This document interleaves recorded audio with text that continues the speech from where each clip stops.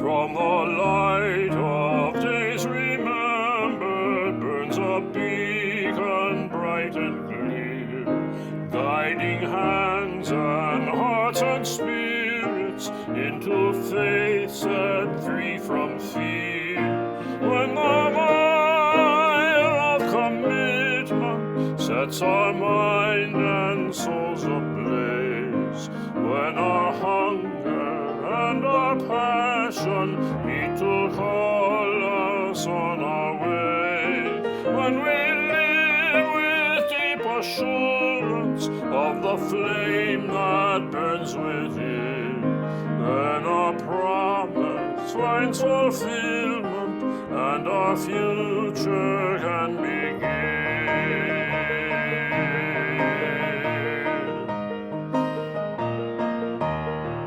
From the stories of our living rings a song both brave and free, calling pilgrims still to witness to the life of liberty.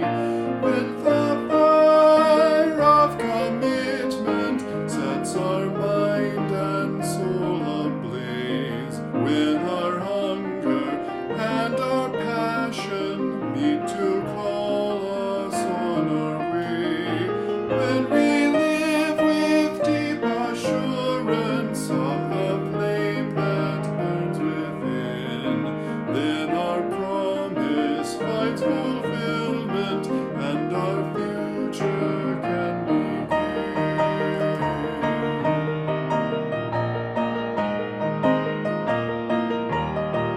From the dreams of youthful vision comes a new prophetic voice, which demands a deeper justice built by our courageous choice.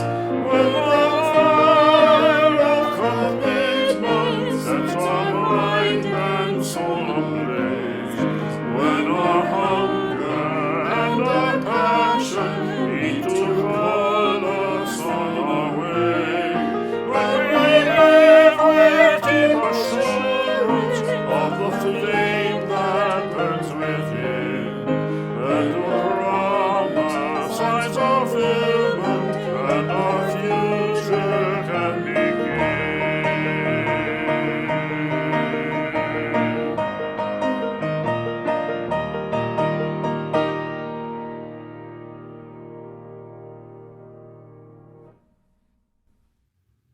Welcome to this worship service of the Baja Four, the community that makes up the four congregations of Southern Arizona.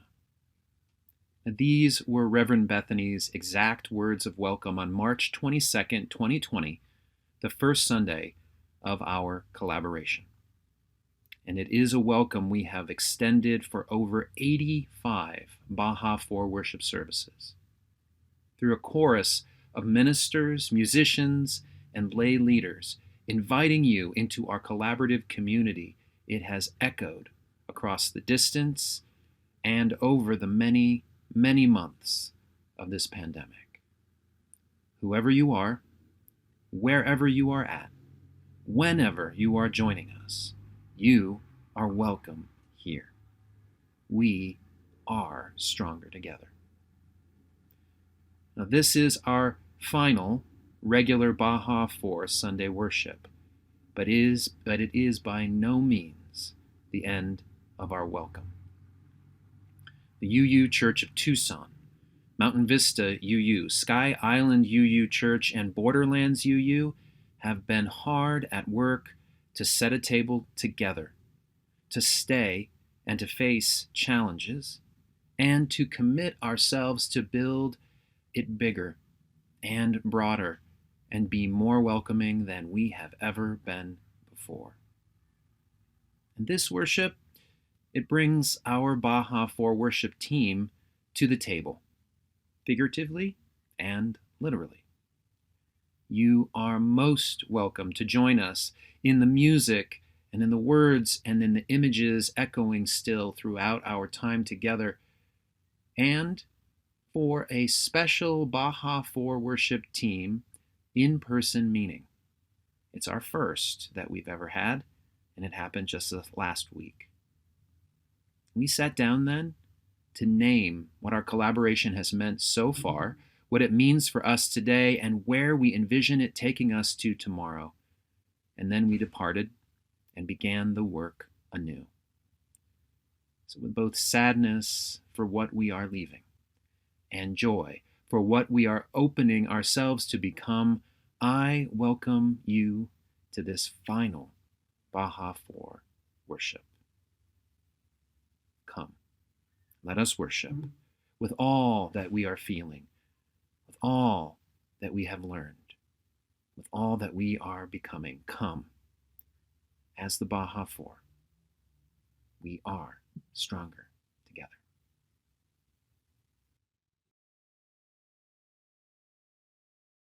We are the Baja 4, representing Unitarian Universalists across southern Arizona. Though we come from different places, we share a common covenant of our Unitarian Universalist principles. I bring sand from the east side of Tucson, which is home to the Unitarian Universalist Church of Tucson. May we be grounded by this earth. I bring air from the Santa Rita Mountains, which stand tall to the east of Borderlands Unitarian Universalist. May we be enlivened by this air. I bring water from the San Pedro River, which flows up from Mexico to nourish the land and all its creatures around Sky Island Unitarian Universalist Church. May we be nourished by this water.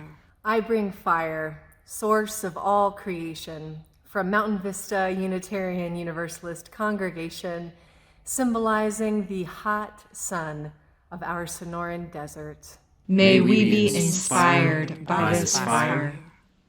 From this land, this air, these waters, this fire, we know that we are part of a great interdependent web of creation that holds us all. As Unitarian Universalists, we gather together as the Baja 4 to acknowledge our interdependence with one another and with the whole earth.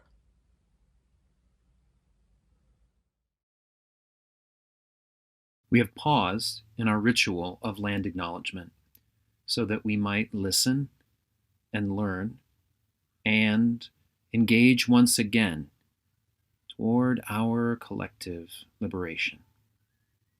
I invite you today to pray with me for that liberation.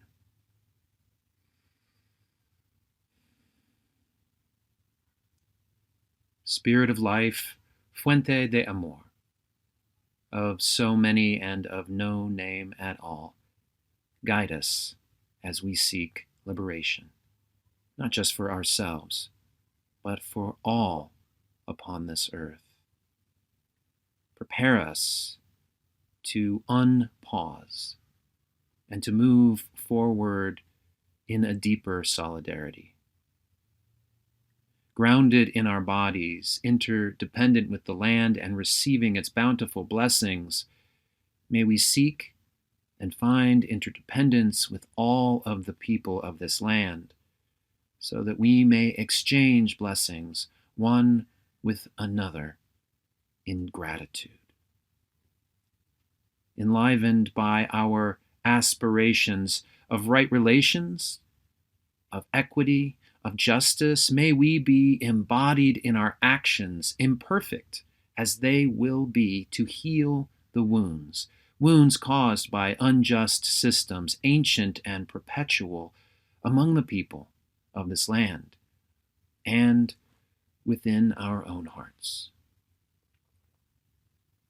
Nourished by the flow of love, may we risk making mistakes, may we try and fail, and may we ask for forgiveness so that we can begin again in relationship and risk if we need to, once again.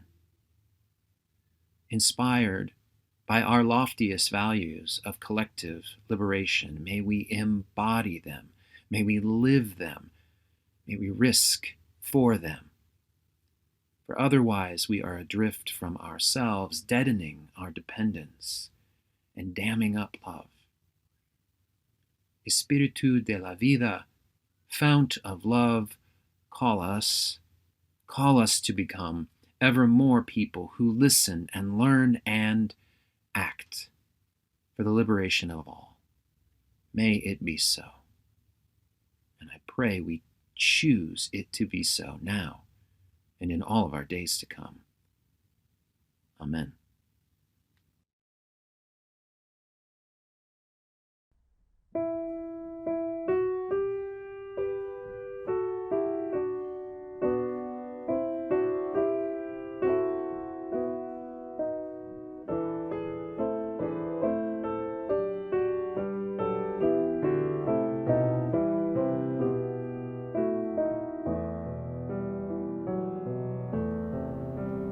Love knocks and waits for us to hear, to open and invite. Love longs to quiet every fear and seeks to set things right.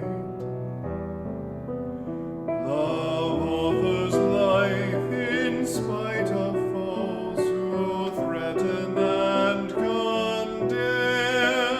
Embracing enemies, love goes the second mile with them. Love comes to heal the broken heart, to ease the troubled mind. Without a word, love bids us start to ask and seek and find.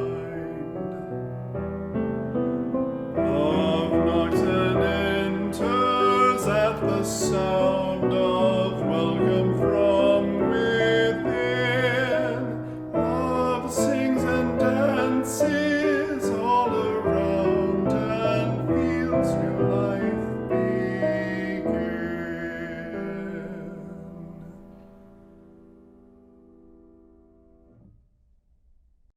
Hi friends, Sonora the Javelina and I have a question for you today.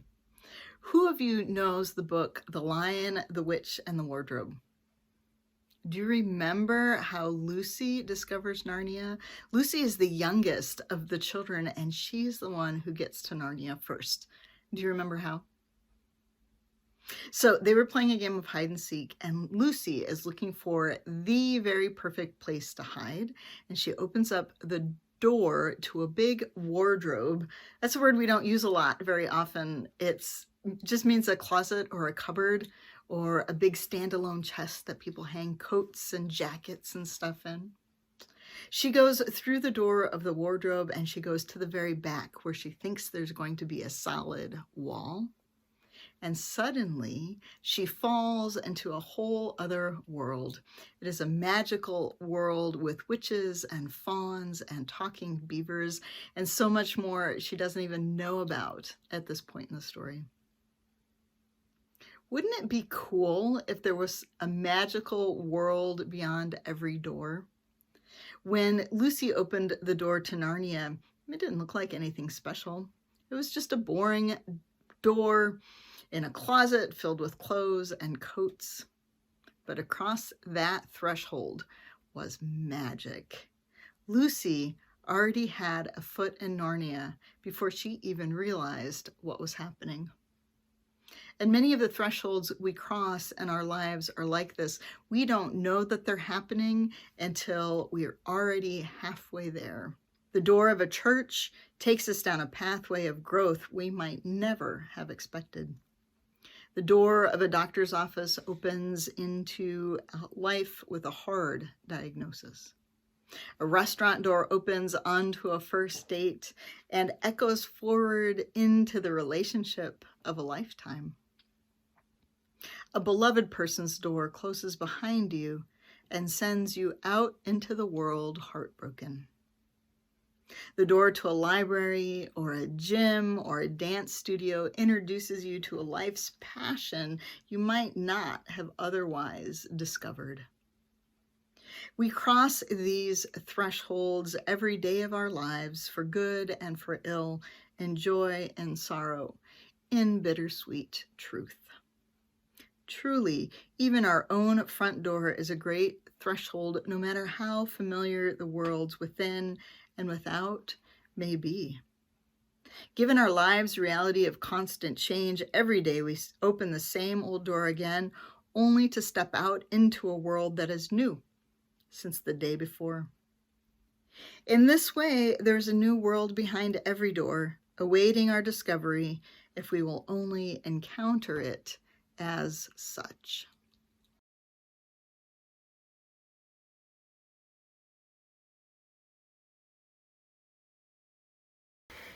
Okay. Oh man, I hear someone. Jody, I'll be right back. I just gotta check outside. Ignore my room.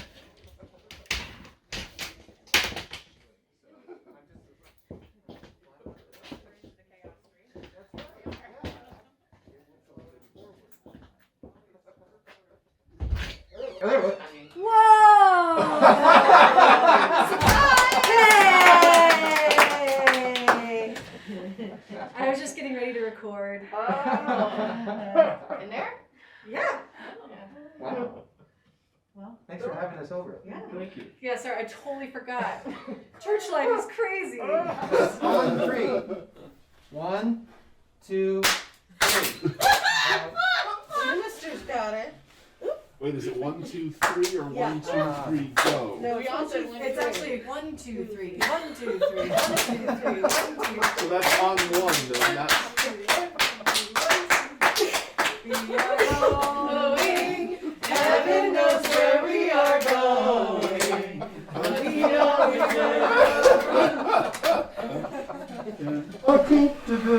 Where have we been, though? Before we go, because we just got here. We've been collaborating. We actually haven't been together. And now we are together.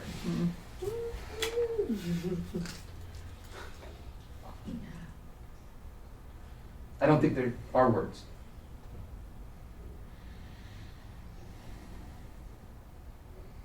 I mean, we'll have to have some because it's a worship service. Dang it. But how has our collaboration helped you? It's helped me be a lot more creative than I would be alone. And it's given me like an internship in 3 other UU churches. And a lot of creative people to work with. It's been amazing. And my church is now really falling in love with Baja 4 services. Yeah, near the end. I'm pretty sure I would have hit the wall in April of 2020 in terms of the burnout wall if I didn't have the help of a lot of other people. It would have been hard. I was just talking about that with a colleague this morning, the idea that it's helped me a lot with my perfectionism. It can't be perfect, it has to be done and turned in and put out. And I can't take 3 weeks to work on something. No, I've got to sit and record it and it's got to go.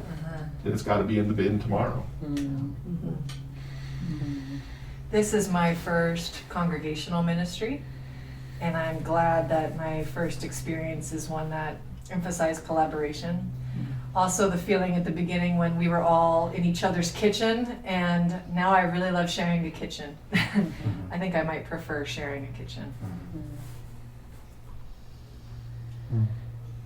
Well, my colleagues, both at seminary and as religious educators, don't have 4 ministers to work with, and it's been amazing in all the ways it's been amazing, and it's 4 ministers. Y'all are a lot. And 2 musicians. And we've had up to 4 musicians. 4 at a time. Yeah. We have Right. 4 for a We while. are a lot, y'all.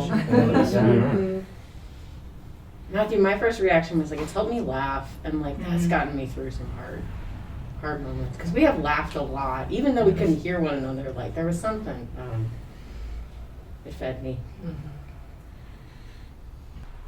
Laughed and cried. I think the moments of where everybody is so separate and apart from each other, the moments of connection of this team together, that's been healing too, and soul feeding to have a team and connection.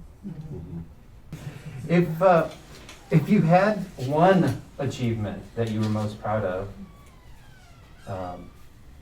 in our collaboration, what would that be?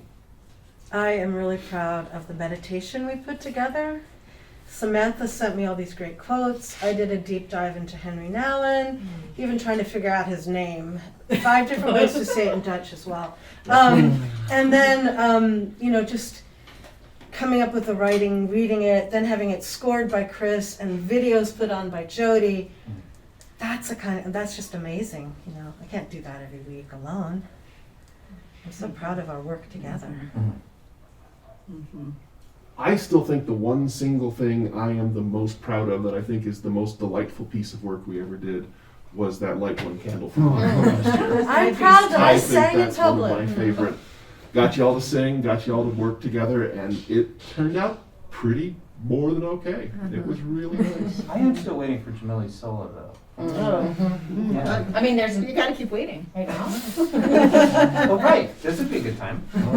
I think you had more questions. We're on a time crunch here. I don't know that mine is a thing. The thing that came to mind was when people told me, people in my congregation told me, I have 4 ministers now. How lucky am I that I have 4 ministers? Yeah. And that was the win, is like, whatever we did that, and we got to a place where not only does this team have one another, but our congregations have one another. Oh, that was for me a big thing. Yeah. Big win. I think for me, it might have been the realization that the churches that didn't do what we did, which is most of them, couldn't do meaningful worship online week after week after week, but somehow every single service didn't hit me, but a lot of them did. And when I've looked at other churches' services, I'm just sort of like, on our worst day, we're not throwing it at the wall like that. I mean, there's a coherence to that. It's the expression, like, if someone comes up to you at the end of a service as the minister and says, "What a great sermon!" It's like they weren't present for anything else really in the service. But if they come out and say, "Whoa, this worship just blew me away," you know that you did a good job. And we did that a lot of times. A lot of times. I love the moments when you all ministered to my people, or I got to minister to your people. I think about like Jamili's stories, oh my God. And then also Jamili and Stacy Sosa from our congregation working together, and then bringing in folks from our congregation for the service on death, and bringing in musicians from our services to make sure that musicians were included. I just felt like it became a bigger pool of wisdom because of the way we were willing to work and care for each other's congregations. Yeah, that pool, for me, it was how we held Riley. I mean, what an internship. And she held us. Thank you, And Riley. Well, no, She often had the but- big picture when we were too tired and glaze-eyed to have it. Absolutely. And so we use that at times to overcome challenges. Yeah. And what were the challenges you remember? Yes, clapping at the start of our group things. That's a challenge that we yet to overcome. I used to record myself almost 100 times per segment. Lately, I've only done it once. As you may have noticed. So my children, I have a lot of outtakes I don't have anymore. My children and husband coming to hug me as they hear all the swearing going on in my little studio. And it's a good thing that they come running towards instead of away. It means I don't yell that often, but and that's a hard thing. It's like we're still in this. So. Smooth sailing from here. Oh yeah, perfect. Yeah, absolutely, no issues. Really, but for real, what were the real challenges? I kept waiting for a big one. I kept waiting for that like storming moment when we were all like leave the Zoom meeting or didn't want to show up. But it was it was easier. Like the team made it easier, and maybe it was that we, whatever the challenge was, we did it together. That we didn't like pit against one another and fight with one another. There were certainly challenges, of course there were, but it didn't feel like a challenge. Yeah, well, I'm thinking about how challenges that would come up like in an individual congregation never overcame my attention, because there was a way that we always kind of kept each other at the larger view. And I actually think that served our individual congregations better. That we were all, that when we created something, it was about like the larger moment and the larger movement. And I actually think that was really, really helpful. And then I want to say, like, you all covered when I had a baby. Like, that would be normally a really stressful time in a congregation's life. And instead it was like, no, it's okay. Challenges are lessened when we work together, and my congregation got amazing quality programming the whole time I was gone. This team covered 3 parental. Yeah, I was going to say 3 parental leaves. 3 parental right. leaves. So, Yeah. Well, and I want to invite you, Reverend Bethany, to talk about process theology, because because you're writing a paper on it next week. Well, yes. because you talk about it a lot, but also what I'm hearing from this group is about that spark of thing that came in the between us. And to me, it always felt divine. It always felt like this work was holy work. Faith. So go. Well, it's a good Christmas. It's a It could be good tomorrow's Christmas sermon, so you message. could be on I mean, I can something. just preach. Love incarnate in our midst. Yeah, but no, And all this its idea messiness. that, well, I guess the idea, and I can see what you're saying, of like that there's a human realm and a divine realm in the traditional process theology sense, and that creation goes both ways. That creation comes from divine, and also that a divine power is inspired by we humans. If we make that purely humanist, it's that the thing we are creating lives between us, right? Is and our worship scored that. I think they were like, there was a surprising, once we like realized that we liked being in the kitchen with each other, there was a surprising amount of like an appropriate, healthy amount of ego. But ego didn't get in the way of the creation because we understood the bigger thing. Right? Yeah. We started cooking. We started cooking. Yeah. And it tasted good. Well, we're not finished cooking, though. I mean, we have more that not only that we want to do, but that we are doing, right?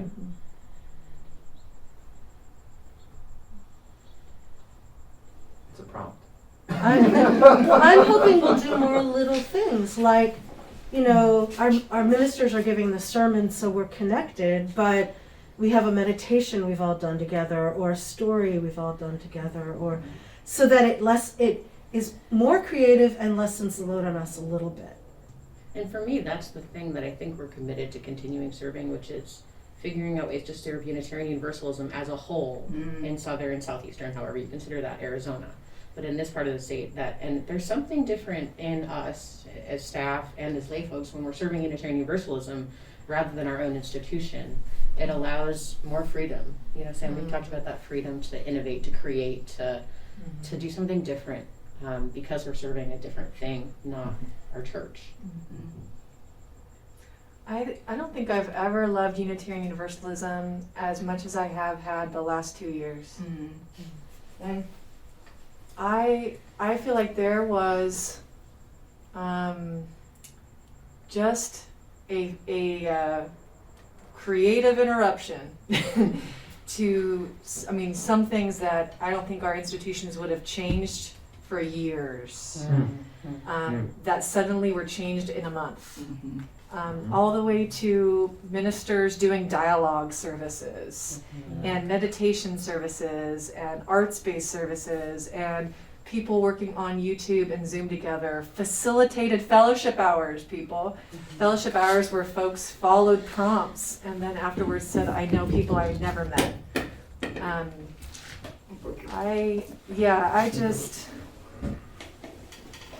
I think what I wanted most from Unitarian Universalism, which is a movement that is not about its own survival, but is about what it says it strives for, and it moves towards that, and people work together on that. I mean, I've craved that my whole life as a lifelong UU, and I feel like I actually experienced that in the last 2 years. That I don't want to lose. There's part of me that's sad, scared, that when we all return to our institutions, we will romanticize normalcy. And that the normalcy that we will replace just to feel good again, or feel normal again, or feel secure again, will be something that we aren't anymore. And so I'm staying outside the promised land as long as I can. Because I just feel like we created something, we made something, we learned something, that if we rush back, we might lose. So, Any final thoughts? I'm gonna miss you. I know we're not saying goodbye forever, but I have, been so cared for by this particular team, and I've learned so much from this particular team. I'm really, really, really gonna miss you without replacement. Just, I'm sitting with the grief and the missing. And I can picture wherever I end up next, being like, I need a children's story. And Jamilia's like, you can't do this. But the skills that are here are irreplaceable, and I'm grateful. I'm taking the joy. We have just had so much, and shared it so well. Offered it back to our congregations, our people, and broader. We know that our message is getting much further than the Zooms of our own congregations. Yeah. I'm taking the messiness and the love and the holiness of this community, and it gives me hope for other communities. But yes, this is without replacement, but it's taught me a lot and nourished me a lot. So thank you. It has been humbling in a very, very important way, and has taught me a lot about what collaboration really means, I think, and what it can mean. I'm taking that sense of being known and knowing one another, and what it feels like to do work with people who really know you, really know me, and we really know one another. Yeah. It is such a unique way of collaborating. When it is a different type of collaboration when you are known and know one another, and operate from that place of really being known. Thank you.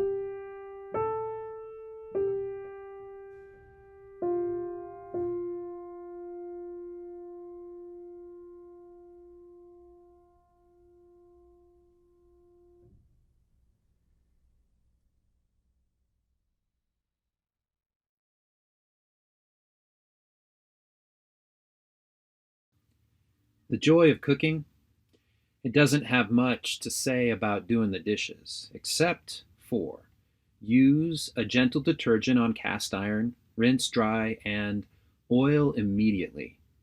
Other than that, it's pretty silent. Cleaning up after a meal that's been cooked, laid out on the table, after being nourished by it and by the companionship, well, cleaning up and doing the dishes is pretty dull and lonely chore. Sometimes it's more than that. Yes, it's a chore that must be done to clean the kitchen and reset the house after a party is over. And I used to find that as drudgery, but not today. I feel the joy of the cooking, the blissfulness of the meal, the blessing of the companions, through that party winding down, the table being cleared, and it flows into the dishes being done.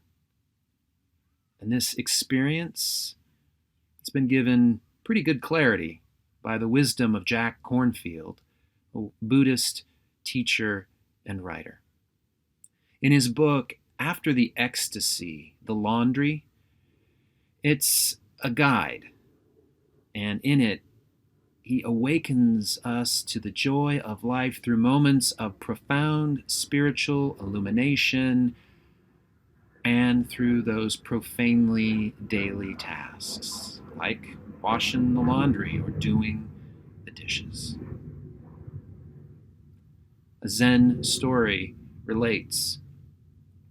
A monk said to Master Chow Cho, "I have just entered this monastery. Please teach me." Chow Cho said, "Have you eaten your rice gruel?" And the monk said, "Yes, I have." And Chow Cho said, "Wash your bowl." And the monk understood. And so as I recall the bliss of a meal and the setting, staying at and building the table among the blessed companions, as our Baja 4 worship party winds down, I feel like I understand also. You might have heard some of this story. The Baja 4, in its current incarnation, started with 4 cooks. Now, each was used to being in charge of their own kitchens, but in response to the pandemic, they realized that they would be stronger together. And so, through their love for one another, they learned to cook together. And so inspired by what they cooked up, both spiritually savory and saucy, they opened up the kitchen to more and more people and to new and to vibrant flavors.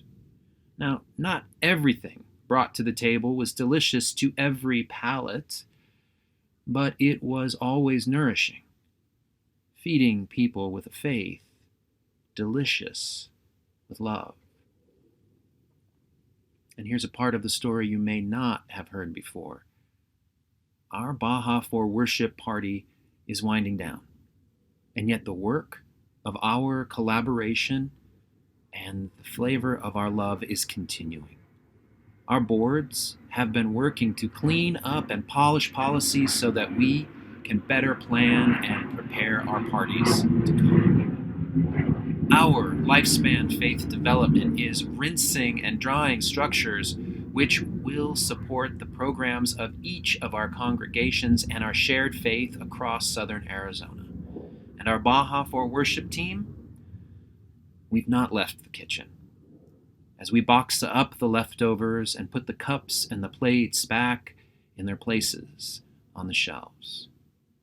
We've been chatting and thinking and planning about new recipes that we will cook up from the rich ingredients that we have learned to use together.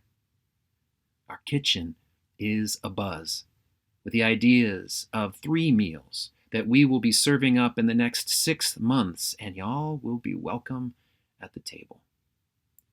We are doing the dishes, and it's not drudgery. And it's not simply to prepare for the morrow. We are doing the dishes, and we are feeding our souls with joy. Vietnamese Zen master Thich Nhat Hanh says, "The dishes themselves and the fact that I am here washing them are miracles. Each thought, each action in the sunlight of awareness becomes sacred.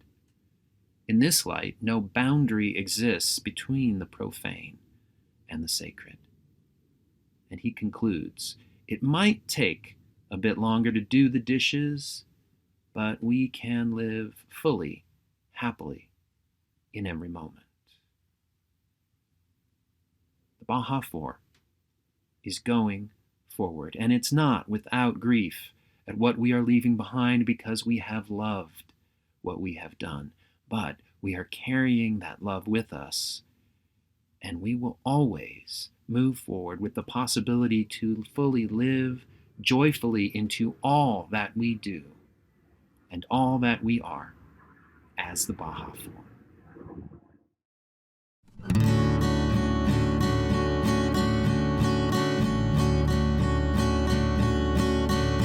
We are going, heaven knows where we are going, but we know within, and we'll get there. Heaven knows how we will get there, but we know we will.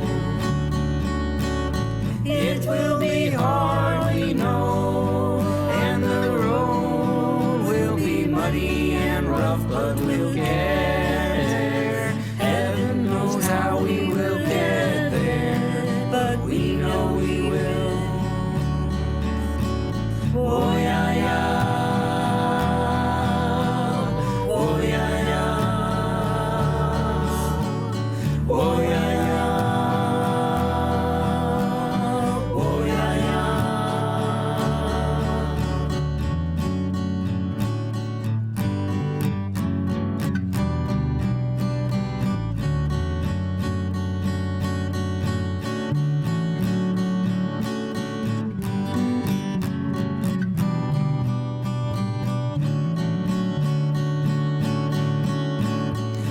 yeah, yeah. Oh yeah, yeah. We are going, heaven knows where we are going, but we know within, and we'll get there. Heaven knows how we will get there, but we know we will. It will be hard, we know, and the road will be muddy and rough, but we'll get there. Heaven knows how we will get there, but we know we will. Oh yeah, yeah. Oh yeah, yeah.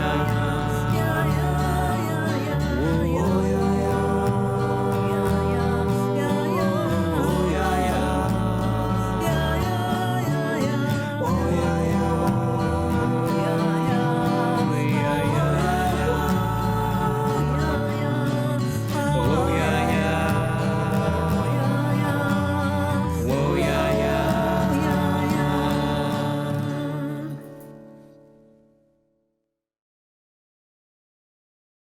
The Reverend Dr. Michael A. Schuler asks a question: is this an ending?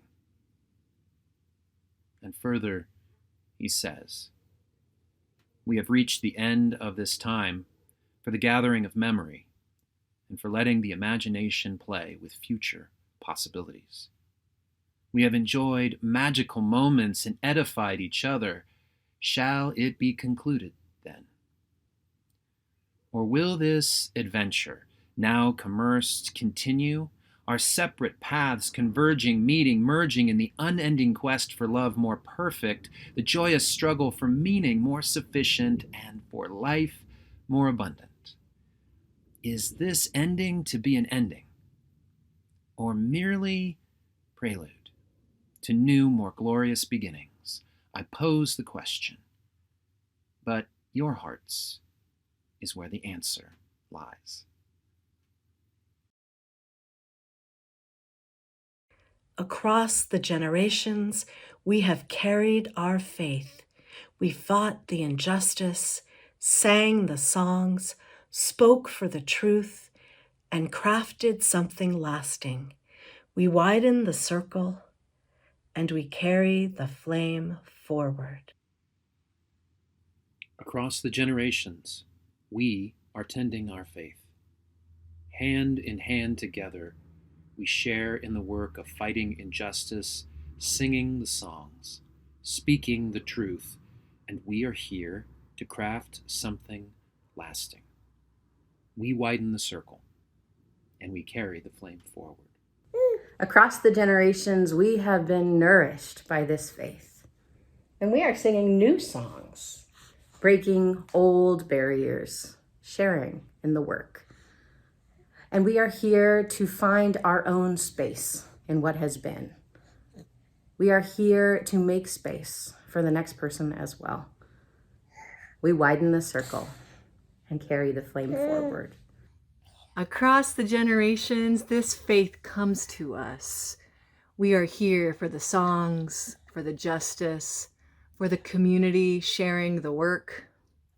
We are here now, too, to craft something new and lasting. We are ready for a new day together. We widen the circle, and we carry this flame forward.